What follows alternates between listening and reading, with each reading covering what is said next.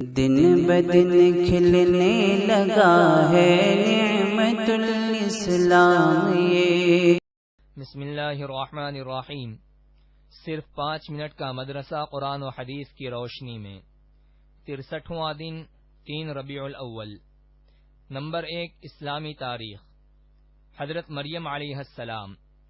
حضرت مریم بنت عمران بنی اسرائیل کے ایک شریف گھرانے میں پیدا ہوئیں۔ قرآن میں 12 جگہ ان کا نام آیا ہے اور ان کے نام سے ایک مکمل سورت اللہ تعالی نے نازل فرمائی ہے۔ ان کے والد حضرت عمران بیت المقدس کے امام تھے۔ حضرت مریم علیہ السلام بچپن ہی سے بڑی نیک سیرت تھیں۔ اللہ تعالی نے اس وقت کی تمام عورتوں پر انہیں فضیلت عطا فرمائی تھی۔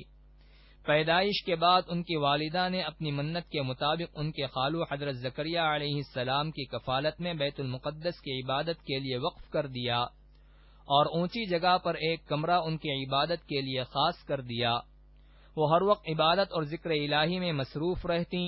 اللہ تعالی نے غیبی طور پر بغیر موسم کے عمدہ پھلوں کے ذریعے ان کی نشو و نما اور پرورش فرمائی۔ جب حضرت مریم علیہ السلام بڑی ہو گئیں تو اللہ تعالی نے فرشتے کے ذریعے بشارت دی کہ تمہیں ایک بیٹا عطا کیا جائے گا جس کا نام عیسیٰ ہوگا۔ وہ دنیا و آخرت میں بلند مرتبے والا ہوگا اور بچپن ہی میں لوگوں سے بات کر کے آپ کی پاک دامنی کی شہادت دے گا۔ نمبر 2، اللہ کی قدرت۔ جسم میں گردے کی اہمیت۔ انسان کے خون میں ہر لمحہ زہریلے مادے کی مقدار بڑھتی رہتی ہے۔ گردے ان زہریلے مادوں کو پیشاب کے ذریعے خارج کر کے بدن کو صاف خون سپلائی کرتے رہتے ہیں۔ اس طرح گردے 24 گھنٹے میں کئی لیٹر خون سے زہریلا مادہ نکال کر پورے جسم کی حفاظت کرتے رہتے ہیں۔ خدا نخواستہ اگر یہ گردے کام کرنا بند کر دیں تو بھاری دولت خرچ کر کے بڑی بڑی مشینوں کے ذریعے خون صاف کر کے وہ فائدہ حاصل نہیں ہوتا جو گردوں کے قدرتی عمل سے ہوتا ہے۔ گردوں کے ذریعے خون سے زہریلے مادوں کو خارج کر کے جسم انسانی کی حفاظت کرنا اللہ کی بہت بڑی قدرت ہے۔ نمبر 3، ایک فرض کے بارے میں۔ بغیر وضو کے نماز نہیں ہوتی۔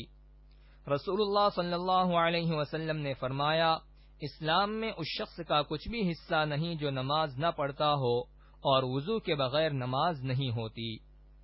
نمبر 4، ایک سنت کے بارے میں۔ دروازے پر سلام کرنا۔ رسول اللہ صلی اللہ علیہ وسلم جب کسی کے گھر کے دروازے پر آتے تو بالکل سامنے کھڑے نہ ہوتے بلکہ دائیں طرف یا بائیں طرف تشریف فرما ہوتے اور السلام علیکم فرماتے۔ نمبر 5، ایک اہم عمل کی فضیلت۔ اللہ کا ذکر کرنا۔ رسول اللہ صلی اللہ علیہ وسلم نے فرمایا، جو شخص صبح کو 100 مرتبہ اور شام کو 100 مرتبہ سبحان اللہ و بحمدہ پڑھے اس کے گناہوں کی مغفرت کر دی جائے گی، خواہ اس کے گناہ سمندر کے جھاگ سے زیادہ ہوں۔ نمبر 6، ایک گناہ کے بارے میں۔ مہر ادا نہ کرنا۔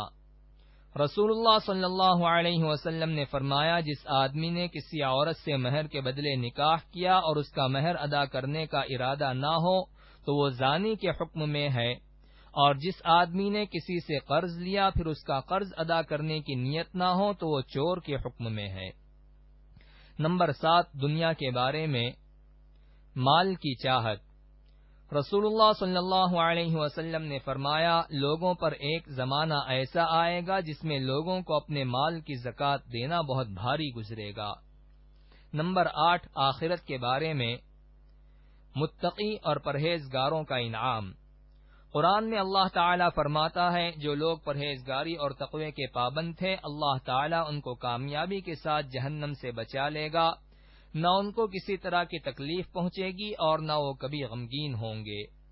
نمبر 9، طب نبوی سے علاج۔ مسواک کے فوائد۔ رسول اللہ صلی اللہ علیہ وسلم نے فرمایا، مسواک منہ کی صفائی اور خدا کی رضامندی کا ذریعہ ہے۔ فائدہ۔ علامہ ابن قیم رحمۃ اللہ علیہ مسواک کے فوائد میں لکھتے ہیں، یہ دانتوں میں چمک پیدا کرتی ہے، مسوڑوں میں مضبوطی اور منہ کی بدبو ختم کرتی ہے، جس سے دماغ پاک و صاف ہو جاتا ہے، یہ بلغم کو کاٹتی ہے، نگاہ کو تیز اور صاف کرتی ہے، اور بھی اس کے بہت سے فوائد ہیں۔ نمبر 10، قرآن کی نصیحت۔ قرآن میں اللہ تعالی فرماتا ہے اگر کسی بات پر تم میں اختلاف ہو جائے تو اللہ اور اس کے رسول کے حکم کی طرف رجوع کرو. اگر تم اللہ اور قیامت کے دن پر ایمان رکھتے ہو یہ طریقہ تمہارے لیے بہتر ہے اور اچھا بھی ہے.